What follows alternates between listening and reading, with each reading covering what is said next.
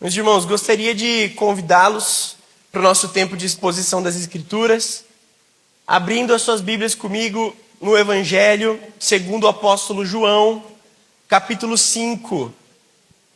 Hoje nós vamos ler do verso 16 ao 29. João 5, 16.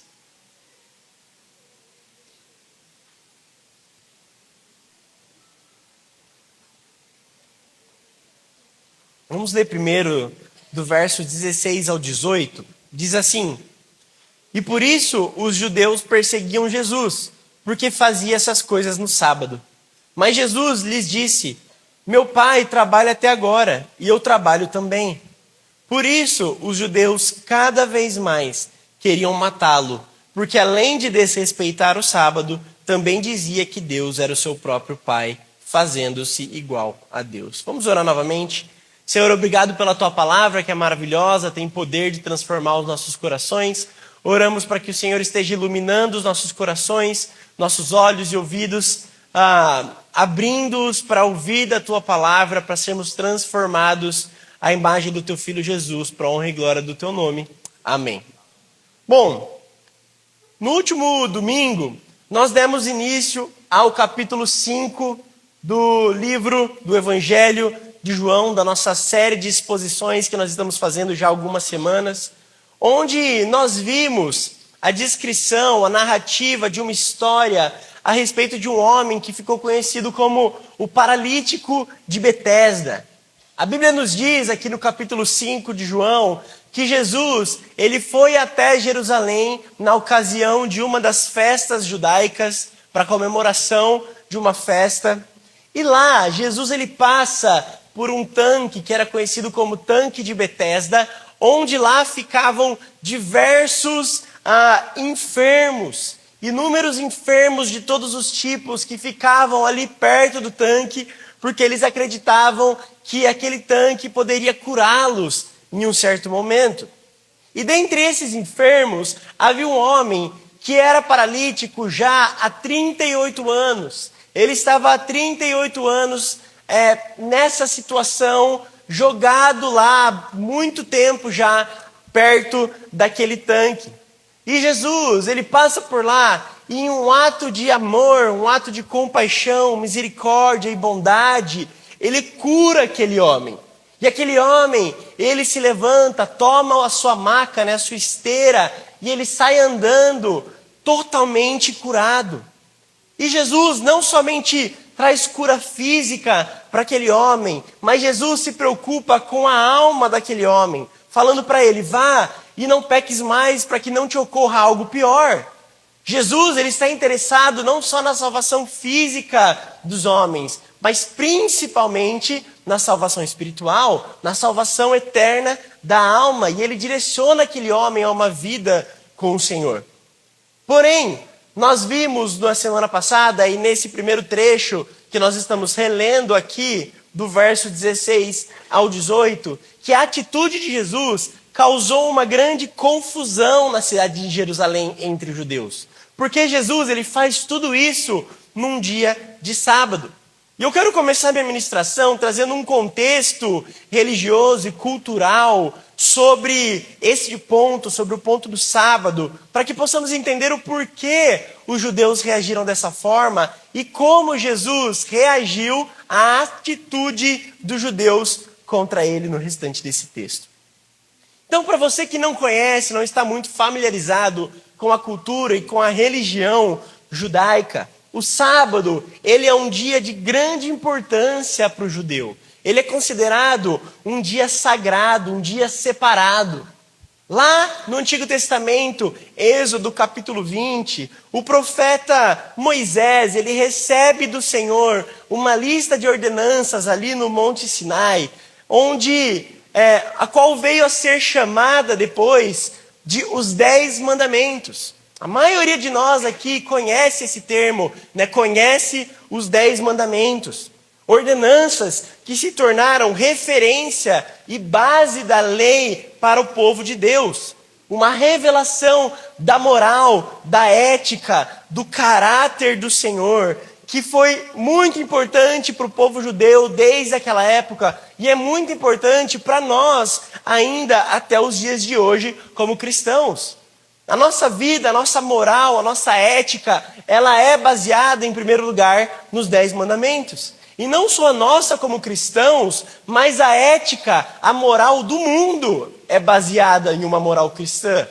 Porque, apesar do mundo negar o Senhor, rejeitar a lei do Senhor, a moral desse mundo é uma moral cristã. Afinal, aonde está escrito não matarás? Nos 10 mandamentos. Como as pessoas desse mundo sabem que matar é algo errado? Porque foi Deus quem disse. A moral desse mundo, ela é construída com base na moral de Deus. Todo mundo sabe o que é certo e errado por causa da lei do Senhor.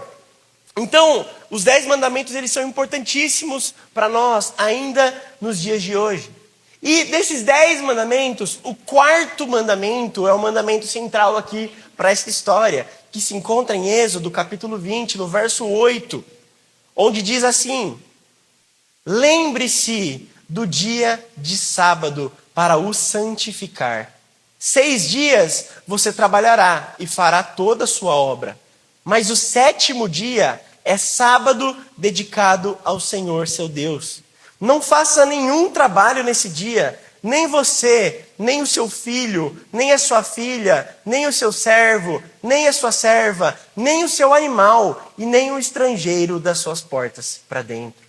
Então, essa é uma ordenança, o 4º mandamento, que apontava para o descanso da nação de Israel, o descanso dos filhos de Deus. E ele traz princípios importantíssimos para nós como cristãos, que devemos sim descansar também. E termos um momento de um descanso não só físico, mas esse mandamento ele apontava para um descanso de contemplação, um descanso no Senhor, um descanso de adoração. Era um dia onde eles não trabalhavam, mas eles adoravam o Senhor. Um tempo depois, mais para a época de Jesus, o sábado era um dia que eles não trabalhavam, mas era o dia que eles iam se reunir na sinagoga para adorar ao Senhor, semelhante ao que nós fazemos hoje, no domingo. Vimos aqui um dia nosso de descanso, de trabalho, para adorar ao Senhor como um corpo. Porém, esse mandamento de descanso, da guarda do sábado como um dia santo, se tornou alvo de um corrompimento também do povo judeu por causa dos seus pecados. E eles distorceram este mandamento para o seu próprio benefício. E, enfim, os judeus, eles observam esse mandamento de uma forma muito radical. Mas a questão é que existiam interpretações diferentes desse mandamento. Algumas pessoas eram mais liberais e outras mais radicais. Algumas escolas de pensamento acreditavam que esse trabalhar no dia de sábado envolvia muitas coisas e você não podia fazer quase nada. Outras pessoas levavam o trabalhar como algo um pouco diferente, interpretavam diferente, porque afinal o mandamento é: não trabalharás no sábado. Mas o que é trabalhar? Porque para vocês terem noção, se vocês forem para Israel nos dias de hoje, lá em Israel existem elevadores do Shabat. O que isso significa? São elevadores usados no dia do sábado. Como eles funcionam? São elevadores que eles param em todos os andares de um prédio. Por quê? Porque para eles, você quebra o 4º mandamento até mesmo apertando o botão do elevador. Até isso é trabalho para eles. Porque eles acreditam que no sábado não se pode acender fogo. E todo comando elétrico que você gera, de uma certa forma, você gera ali uma faísca elétrica, você acende um fogo. Então você não pode ligar um eletrodoméstico. Você não pode apertar o botão de um elevador no sábado, sem quebrar o 4º mandamento para os judeus, para alguns judeus mais radicais. Então esse é o nível do quanto os judeus levam a sério o 4º mandamento. No sábado eles não trabalham, eles não carregam nada, eles não cozinham, eles não se esforçam de jeito nenhum, porque é um dia de descanso e contemplação do Senhor. Então nosso objetivo aqui hoje não é discorrer sobre como esse mandamento da guarda do sábado se aplica para nós como cristãos hoje. Talvez isso fique para um outro momento, mas vamos observar como isso era cumprido e observado nos tempos de Jesus e como esse mandamento foi impactante em todo o ministério de Jesus na terra. Porque nós vemos aqui nessa história que os judeus, eles condenaram tanto o ex-paralítico, que estava carregando o seu leito, quanto Jesus, que exerceu cura, acusando ambos de estarem pecando e descumprindo o quarto mandamento nessa ocasião, nesse momento dessa história. E um mandamento como esse, que apontava mais para o fato de que alguém não deveria carregar cargas que estivessem relacionadas a negócios, a vendas, a comércio, estava sendo distorcida para acusar um homem que estava carregando a sua própria maca após ser curado de uma paralisia de 38 anos. Os judeus, ao olharem para aquele homem carregando o seu próprio leito, a sua maca, o qual eles sabiam que aquele homem era um paralítico, eles sabiam da situação daquele homem, e eles olham para aquele homem andando, curados depois de um milagre, e eles nem passam perto de se alegrar pelo milagre que aconteceu na vida desse homem. O que eles fazem é apontar o dedo na cara e falar: você está pecando porque você está carregando algo no sábado. Esse era o coração do judeu radical daquela época. Alguém que era extremamente zeloso com a palavra, mas de uma forma onde não existia amor em seus corações. O que eles queriam era apontar o dedo na cara de alguém, era acusar alguém, acusar o pecado e condenar as pessoas. E o que acontece é que esse ex-paralítico do tanque de Betesda, ao ser pressionado pelos judeus, ele se vira contra Jesus. Ele entrega Jesus aos judeus, dizendo: eu só estou carregando a minha maca porque quem me curou disse que era para fazer isso. E esse homem é Jesus. Se vocês têm algum problema, vão lá e resolvem com ele. Esse homem se virou contra Cristo. E no verso 16 nós vimos que é dito: e por isso os judeus perseguiam Jesus, porque fazia essas coisas no sábado. E então Jesus ele se encontra numa situação aqui de muita pressão. E eu acho que essa é a palavra-chave que eu quero trazer aqui hoje e discutir com vocês. É pressão, pressionamento da vida. Porque quem aqui nunca se sentiu pressionado na sua vida? Quem aqui nunca passou por algum sofrimento de perseguição na sua caminhada, em qualquer ocasião?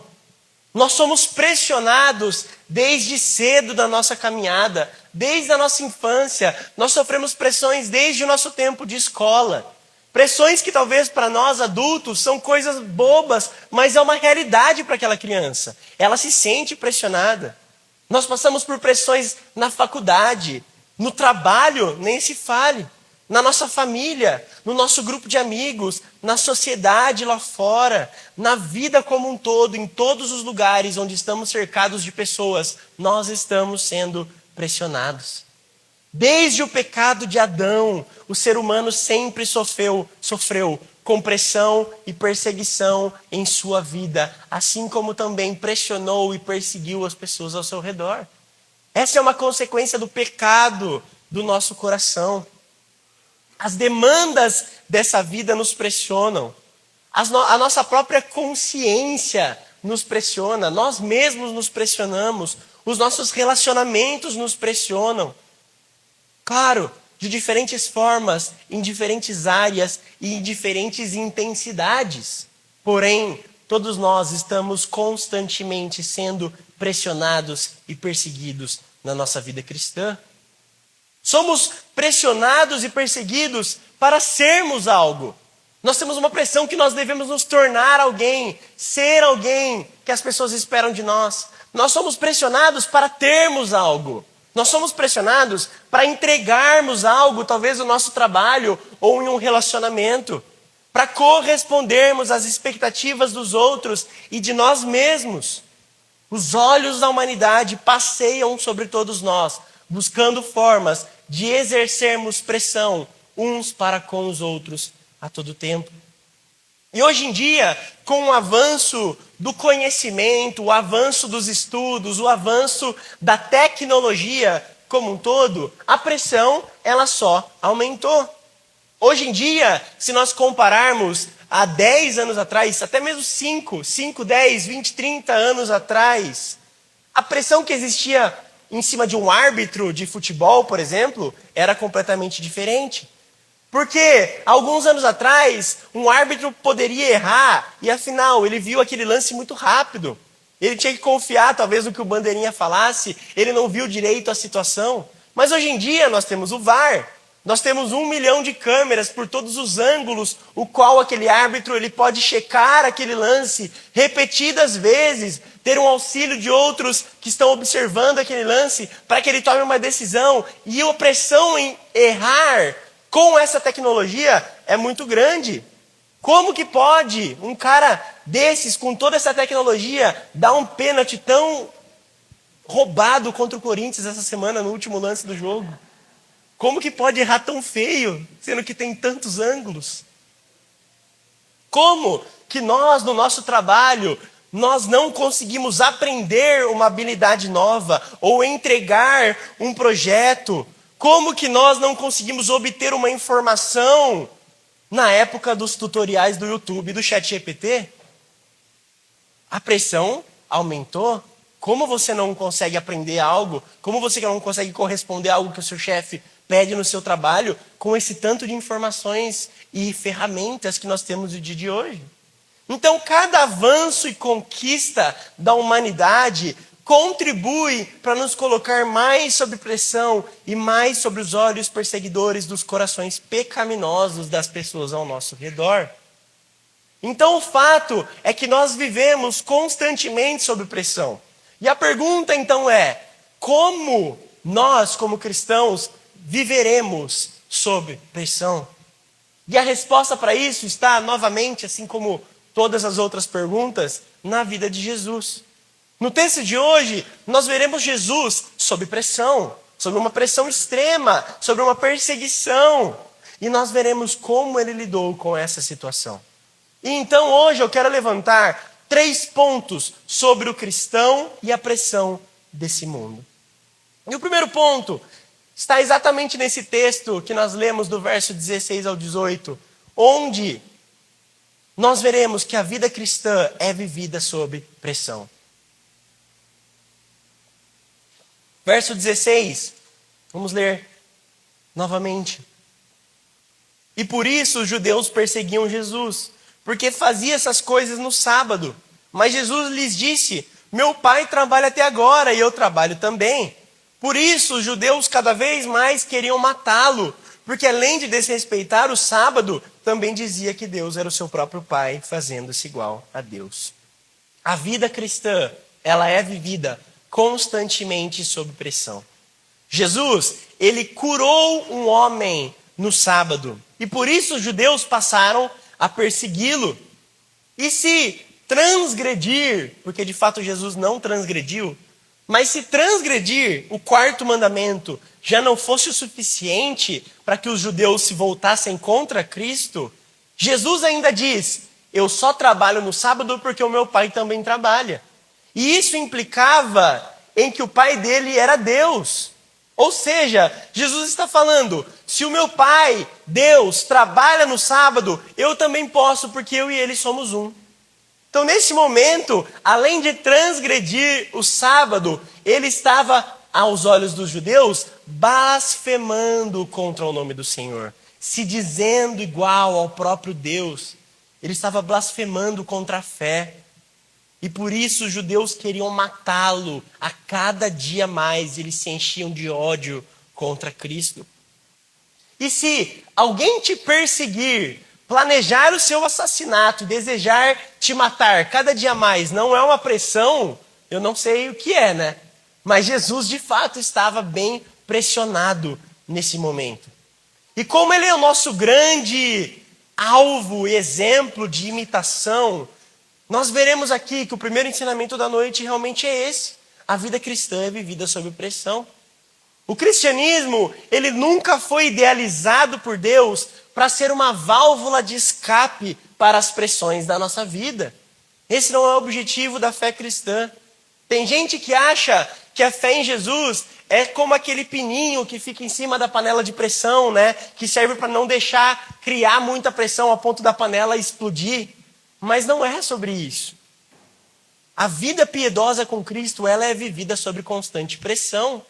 O cristianismo nunca prometeu tirar as pressões da sua vida. Na verdade, Jesus prometeu o contrário. Ele disse, no mundo tereis aflições. Jesus disse que nós seríamos perseguidos, que nós sofreríamos, que nós passaríamos por angústias e infortúnios nessa vida. E toda essa pressão em cima de Jesus, é interessante que começou com ele curando alguém, com ele exercendo amor sobre outra pessoa.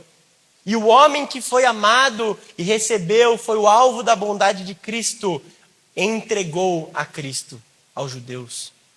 O amor que Jesus derramou sobre o paralítico voltou para ele em forma de traição. Olha só que interessante. Aquele homem, ele recebeu cura, ele recebeu amor da parte do Senhor. Mas quando ele recebeu as pressões dessa vida, ele amou mais a sua própria vida do que a Cristo. E ele entregou a Cristo, ele traiu o Senhor. Afinal, ele já estava curado, ele já estava andando. Por que ele ia se complicar com os judeus? Ele simplesmente jogou a responsabilidade para Jesus, mesmo tendo sido alvo da bondade de Cristo. E isso é interessante porque, muitas vezes, a pressão dessa vida, os sofrimentos dessa vida, as perseguições dessa vida, virão das pessoas que nós mais amamos e mais exercemos bondade para com elas. Pessoas que nós ajudamos, pessoas que nós estendemos a mão para levantá-las em momentos de dor, de sofrimento, de dificuldade. Pessoas o qual nós oferecemos o nosso coração em momentos de enfermidade e angústia. Pessoas que nós amamos de verdade, de forma sacrificial, e elas se voltaram contra nós. Por quê? Porque o mundo odeia o amor cristão. O mundo odeia a fé cristã. Porque um coração pecador sempre se levantará contra aquele que faz o bem. Essa é a realidade da nossa fé. E é por isso que a vida cristã é vivida sob pressão. Porque o quanto mais nós amamos, o quanto mais nós exercemos bondade e misericórdia, mais o mundo se volta contra nós. Mais as pessoas se voltam contra nós. Então não se espante se você for pressionado e perseguido por causa do amor, por amar, por cuidar, por fazer o bem. Não se espante, essa é a realidade de Cristo Jesus. Essa é a realidade da fé cristã. Jesus sofreu várias traições durante a sua vida, mas a mais conhecida, Judas. Davi foi traído pelo seu próprio filho, Absalão. Paulo teve diversas pessoas, o qual ele amou, cuidou e se voltaram contra ele. Paulo cita o exemplo de um homem chamado Alexandre, o latoeiro. Quando ele descreve esse homem, ele diz, este é alguém que me causou muito prejuízo no meu ministério. Vai saber o que esse cara fez contra Paulo. Talvez denunciou Paulo contra as autoridades, fez Paulo ser preso, não sei. Mas esse homem foi alguém que Paulo amou, cuidou, discipulou e se voltou contra ele. Então a história bíblica, ela está cheia, repleta de exemplos de traições, pressões e perseguições contra pessoas que exerceram o amor e a bondade da fé. E é por isso que 2 Timóteo, capítulo 3, verso 12, diz assim, na verdade, todos os que querem viver piedosamente em Cristo Jesus serão perseguidos. Por isso, todos nós como cristãos precisamos ter casca grossa. Essa é a realidade. Todo cristão foi chamado para ter casca grossa. Porque todos nós que queremos viver piedosamente em Cristo Jesus seremos perseguidos. Todos nós. Todos os que querem viver piedosamente em Cristo Jesus serão perseguidos. Então todos nós precisamos criar casca grossa. É preciso viver com firmeza na fé, sabendo que as pressões desse mundo serão constantes na nossa vida. 1 Pedro 3, verso 13 ao 17, é um texto muito interessante para nós sobre esse tema, onde o apóstolo Pedro diz, ora, quem há de maltratá-los se vocês forem zelosos na prática do bem? Mas Mesmo que venham a sofrer por causa da justiça, vocês são bem-aventurados. Não tenham medo das ameaças, nem fiquem angustiados. Pelo contrário, santifiquem a Cristo como Senhor no seu coração, estando sempre preparados para responder a todo aquele que pedir razão da esperança que vocês têm. Mas façam isso com mansidão e temor, com boa consciência, de modo que, naquilo que falam mal de vocês, fiquem envergonhados esses que difamam a boa conduta que vocês têm em Cristo. Porque se for da vontade de Deus, é melhor que vocês sofram por praticarem o bem do que praticando o mal. Olha só que interessante esse texto. Pedro está dizendo, quem que vai fazer mal para vocês se vocês fazem o bem? Mas isso vai acontecer. Porque mesmo que vocês forem perseguidos por exercer justiça de Deus, vocês são bem-aventurados. Vocês são alegres. E aí, todas as vezes que isso acontecer, vocês têm que estar preparados para explicar a razão da sua fé, a razão do amor que vocês têm. E vocês devem fazer isso com mansidão, com boa consciência, ou seja, de forma respeitosa. Como nós respondemos às perseguições e pressões dessa vida? De forma respeitosa, de forma amorosa, de forma bondosa, com mansidão, com temor ao Senhor. Por quê? Porque para Deus é melhor que sofremos praticando o bem do que praticando o mal. Olha o que Pedro está dizendo aqui. Sejam limpos em suas consciências. Façam o bem a todos, independente do que estiverem fazendo contra vocês. Vocês praticaram amor e bondade, se viraram contra vocês, com pressões, sofrimentos e perseguições. Não tem problema. Continuem sofrendo, praticando o bem. É isso que Deus espera de vocês. O cristianismo nos ensina a responder pressão com mais amor, com mais respeito, com mansidão. A vida cristã, ela é vivida sob pressão para que o poder de Cristo em nós seja evidenciado a todos. Porque é esperado que o mundo lá fora responda à pressão com o quê? Com ódio, com raiva, com vingança, com justiça própria, com violência, com maldade. Mas não é isso que Deus espera de nós. Deus espera que respondamos pressão com bondade e amor. Porque o mundo lá fora, ele precisa nos olhar passando por pressões e sofrimentos e enxergar em nós a mesma coisa que foi vista em Cristo Jesus. Que no auge da sua pressão dessa vida, olhou para os céus daquela cruz e disse, Senhor, perdoa-lhes, porque eles não sabem o que fazem. Naquele momento, ele não olhou para Deus e falou assim, mata todo mundo. Bando de safado, ingratos. Não. Jesus falou, Pai, perdoa-lhes, eles não sabem o que fazem. Ele exerceu mais misericórdia, mais amor e mais bondade. Se Jesus foi pressionado e perseguido, por que nós não seríamos? Nós somos seus seguidores, nós somos seus imitadores, e que possamos encontrar alegria nisso, nos fortalecendo para passar por aflições. Então esse primeiro ponto que nós precisamos ter consciência nessa noite é que a vida cristã, ela é vivida constantemente sob pressão.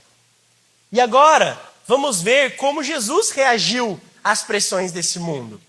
Verso 19 a 27. Diz assim, olha como Jesus respondeu a essa perseguição. Então Jesus lhes disse, em verdade lhes digo, que o filho nada pode fazer por si mesmo, senão somente aquilo que vê o pai fazer. Porque tudo o que este fizer, o filho também faz. Porque o pai ama o filho e lhe mostra tudo o que faz. E maiores obras do que estas lhe mostrará, para que vocês fiquem maravilhados. Pois assim como o pai ressuscita e vivifica os mortos, assim também o filho vivifica aqueles a quem quer. E o pai não julga ninguém, mas confiou todo o julgamento ao filho, para que todos honrem o filho assim como honram o pai. Quem não honra o filho, não honra o pai que o enviou. Em verdade lhes digo, quem ouve a minha palavra e crê naquele que me enviou, tem a vida eterna. Não entra em juízo, mas passou da morte para a vida. Em verdade lhes digo que vem a hora e já chegou, em que os mortos ouvirão a voz do Filho de Deus, e os que a ouvirem viverão. Porque assim como o Pai tem vida em si mesmo, também concedeu ao Filho ter vida em si mesmo e lhe deu autoridade para julgar, porque é o Filho do homem. Então, o segundo ponto que eu quero trazer aqui nessa noite sobre a vida cristã sob pressão é que a pressão revela quem nós verdadeiramente somos. Utilizando exemplos da vida comum, como você extrai o que de fato existe dentro de uma fruta, por exemplo? Você espreme ela, você exerce pressão, você esmaga ela e então o que tem dentro dela sai. Como você extrai azeite de uma azeitona? Pressão, você espreme ela até que o azeite saia. Então, sob pressão, nós revelamos o que há dentro do nosso coração. Sob pressão, quando nós somos esmagados pela pressão dessa vida, nós revelamos o que tem dentro de nós, quem nós realmente somos. Quer conhecer alguém de verdade? Observe aquela pessoa sob pressão. Observe aquela pessoa sob sofrimento, sobre perseguição. E você vai observar a essência dela.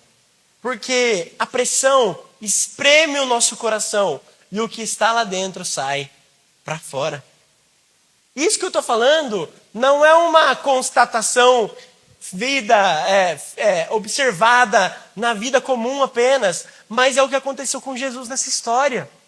Porque nessa história nós estamos vendo Jesus pressionado e quando a chapa esquentou para o lado dele e ele foi esmagado pela pressão dos judeus que queriam matá-lo, ele se revelou. Ele colocou para fora quem ele realmente era. Quando Jesus foi exprimido, o que saiu dele foi divindade.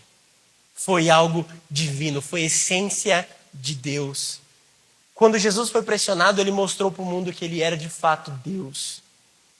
O texto nos mostra que quando Jesus é pressionado pelos judeus, ele estava sendo acusado de transgredir o quarto mandamento, ele começa um discurso para os judeus a respeito de si mesmo. Um lindo discurso cristológico, onde o que ele diz revela que ele é de fato Deus.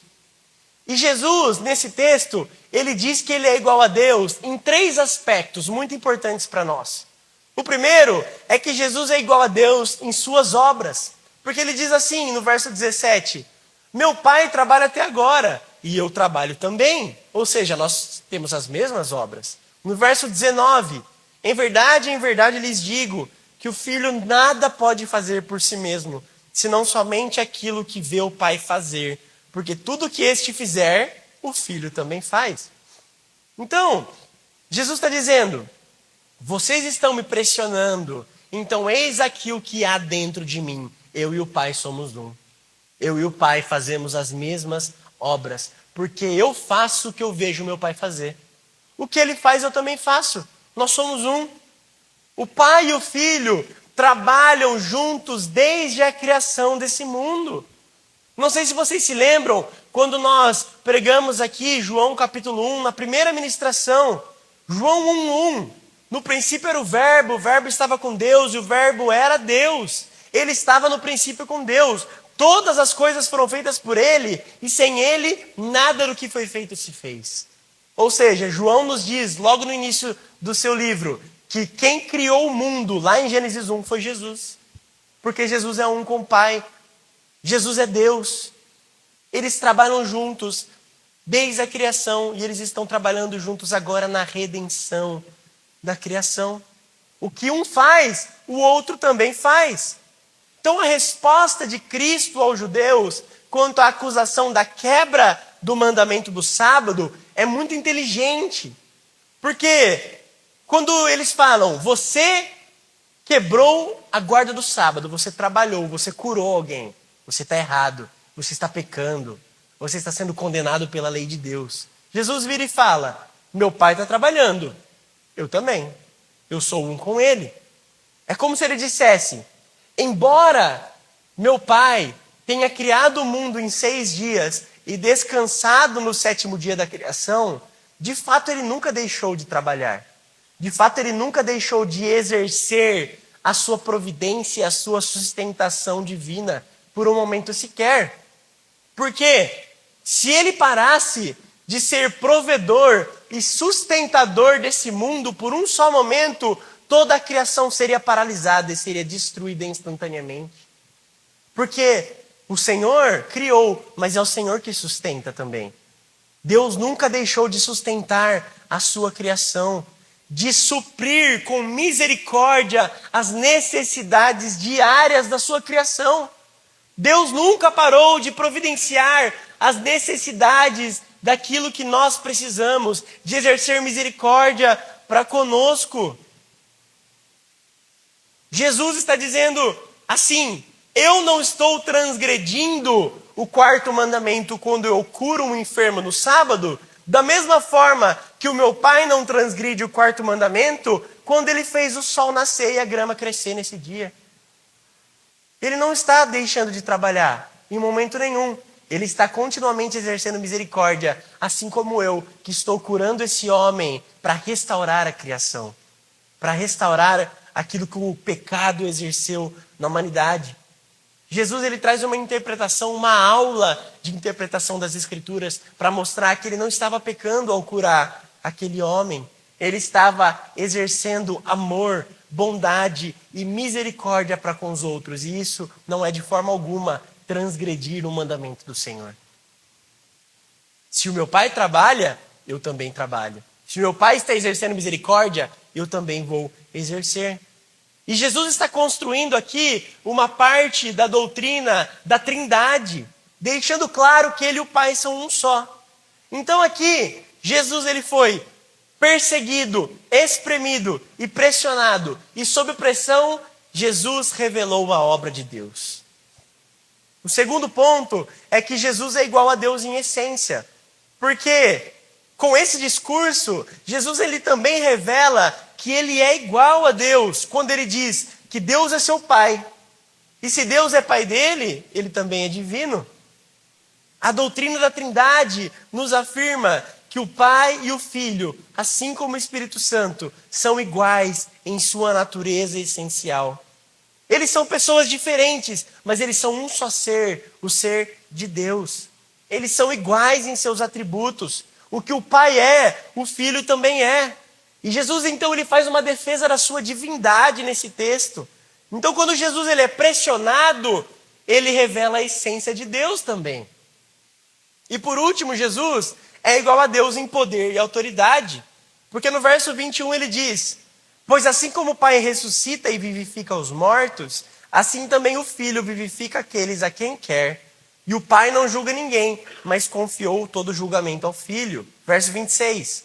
Porque assim como o Pai tem vida em si mesmo, também concedeu ao Filho ter vida em si mesmo, e lhe deu autoridade para julgar, porque é o Filho do homem. Então, Jesus, sob pressão, ele revelou as obras de Deus, e ele revelou a essência de Deus, e agora ele revelou também o poder e a autoridade de Deus. Olha só como Jesus reage às pressões desse mundo.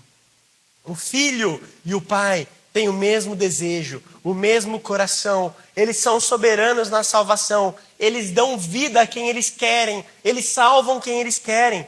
A salvação, a ressurreição, a condenação, a honra a Deus, tudo ocorre através de Cristo Jesus.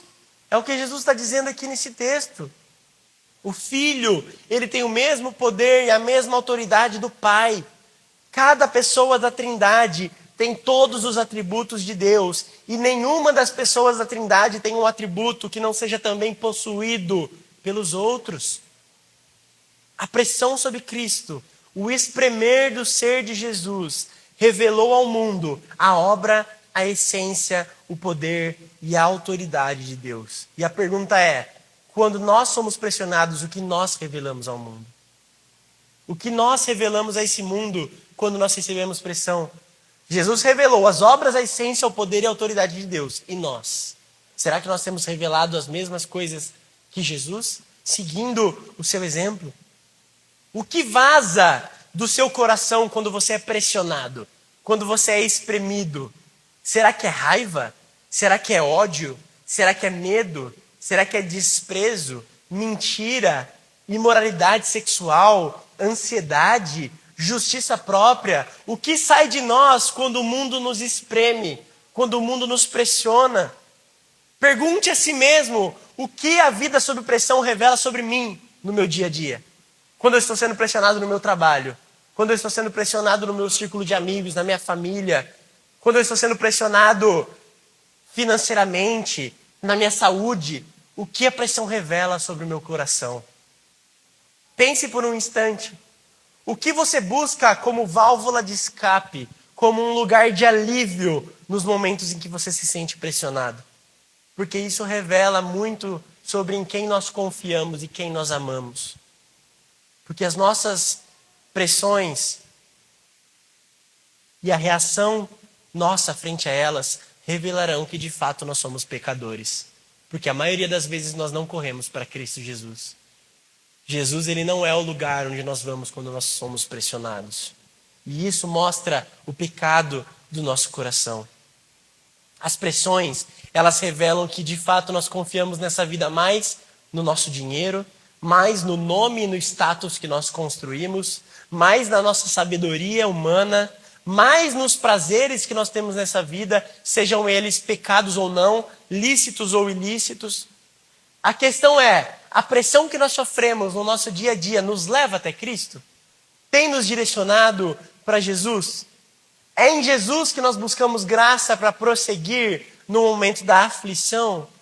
Ou será que quando nós sofremos, quando nós estamos frustrados, quando nós estamos pressionados, nós vamos para imoralidade sexual, por exemplo? Prostituição, pornografia, masturbação? Ou será que é na droga? Ou será que é na bebida? Ou será que é no roubo, na mentira, na inflação do nosso ego, na bajulação das pessoas ao nosso redor? Será que é na inveja ou nos ciúmes? Ou será que são nos nossos bens materiais, no consumismo, no entretenimento? Para onde as pressões dessa vida estão nos levando? Esse é um questionamento muito importante para nós.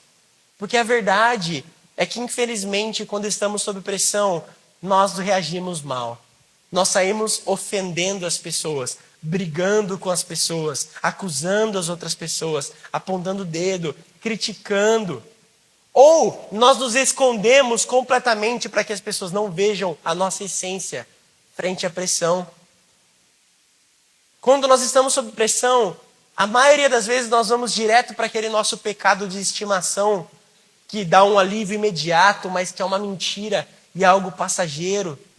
Ou nós caminhamos para algo que não é pecado de fato, é algo lícito, mas que nós usamos para ocupar a nossa mente como uma droga, que nos desliga das pressões, que nos desliga das preocupações, que nos estimula mentalmente ou emocionalmente e cria uma falsa sensação de alegria, sendo que no momento da pressão nós deveríamos correr direto para a nossa verdadeira fonte de alegria, que é Cristo Jesus. É para Ele que nós devemos correr nos momentos de pressão dessa vida.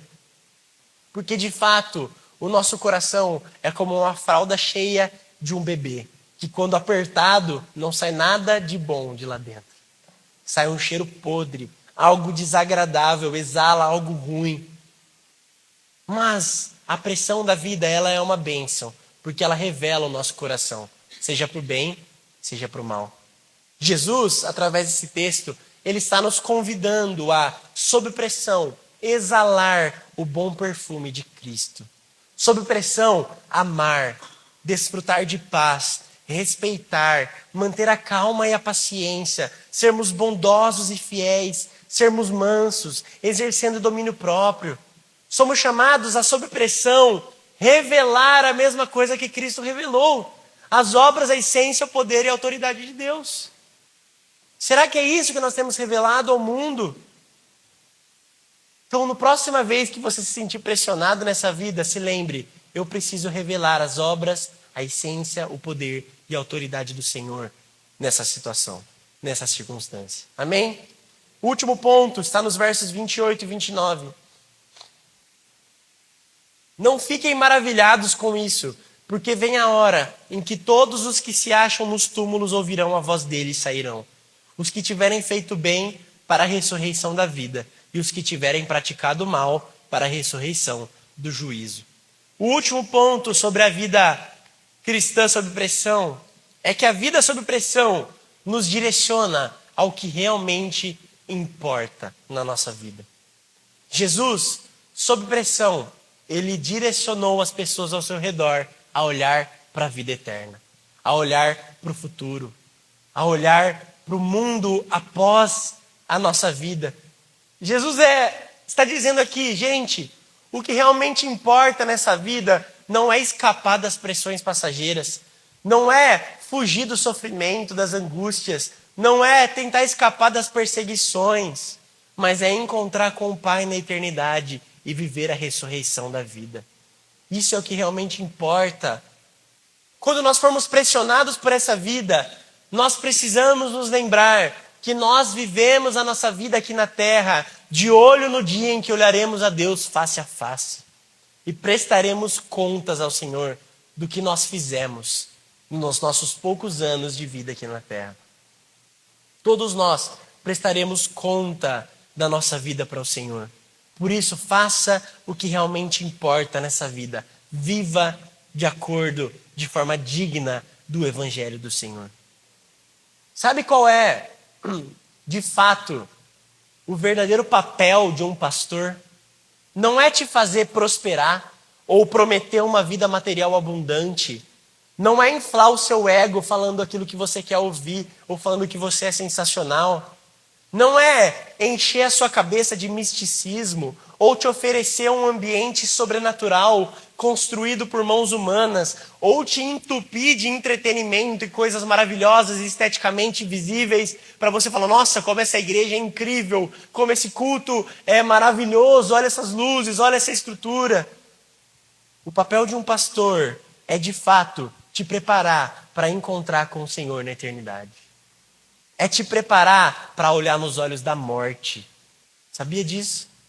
O que importa é o que vem depois da morte, de fato. O que mais importa nessa vida é como nós encontraremos com Cristo na eternidade. É como nós encontraremos com o Senhor depois disso aqui. Quando nós dermos o nosso último suspiro, nós vamos olhar a Deus face a face. Esse é o momento mais importante. É isso o que importa. O que importa é o momento onde você vai ouvir a voz do Senhor de dentro do seu túmulo e você vai levantar, ressurreto, para ser julgado pelo Senhor. Para o Senhor olhar nos seus olhos e você vai prestar conta do que você fez aqui na terra. Então, as pressões dessa vida, elas servem de fato para revelar quem nós amamos e em quem nós confiamos. O cristão ele foi chamado para lidar com as pressões dessa vida com uma casca grossa, sabendo que vai sofrer, sabendo que as pressões virão e você precisa enfrentá-las sem ser destruídos por elas. Mas também nós precisamos ter nessa vida um coração mole para reagir com amor, bondade e misericórdia, até mesmo contra os nossos inimigos. A vida sob pressão, na verdade, meus irmãos, ela tem muito valor quando ela é vivida para a glória de Cristo. Porque ela revela o nosso coração e ela nos aponta para a eternidade. Que possamos nos lembrar sempre de que foi Cristo quem sofreu a maior pressão que um homem já suportou. A ponto de ele passar por um quadro clínico, biológico, super raro, que é suar sangue. Algo que só acontece com quem está sob extrema pressão e angústia. Jesus passou por isso e ele suou sangue no Getsêmani, pelo peso do pecado, da separação. Alguém que suportou a pressão de ter em seus ombros o peso do pecado de todos os filhos de Deus da história do mundo, para que pudéssemos ver e experimentar o prazer e a paz da salvação. Por isso, meus irmãos, com esse texto, não se esqueçam, a vida cristã é vivida sob pressão. E as pressões desse mundo revelam de fato quem nós somos, mas elas também apontam para aquilo que realmente importa, que é a eternidade com Cristo Jesus. Frente às pressões, nós devemos reagir com amor e com bondade e buscar o Senhor como a nossa fonte de alegria e paz e viver as pressões com os olhos na eternidade para a honra e glória do Senhor. Amém? Vamos orar, feche seus olhos. Queria chamar os músicos. Senhor, obrigado, porque a tua palavra, ela encontra os nossos corações e ela nos transforma. Senhor, eu oro para que essa palavra possa tocar os nossos corações, para nos preparar para viver uma vida sob pressão. Assim como o Cristo Jesus foi pressionado e dele saiu divindade, revelação de quem Deus é, que possamos, ao sermos pressionados nessa vida, e nós seremos pressionados, que possa de nós sair revelação de quem Deus é. Que as pessoas possam olhar para a nossa vida sob pressão e enxergar a obra, o poder, a essência e a autoridade de Deus saindo de nós. Que possamos revelar ao mundo o teu amor, a tua bondade, a tua misericórdia. E que as pressões dessa vida sirvam para nos lembrar que nós vivemos essa vida com os olhos no dia em que olharemos para o Senhor face a face. Senhor, nos dê forças, nos dê sabedoria, nos encoraje, Senhor, nos dê alegria para passar pelas provações, perseguições, sofrimentos dessa vida com os olhos na eternidade, para a honra e glória do Senhor. Amém.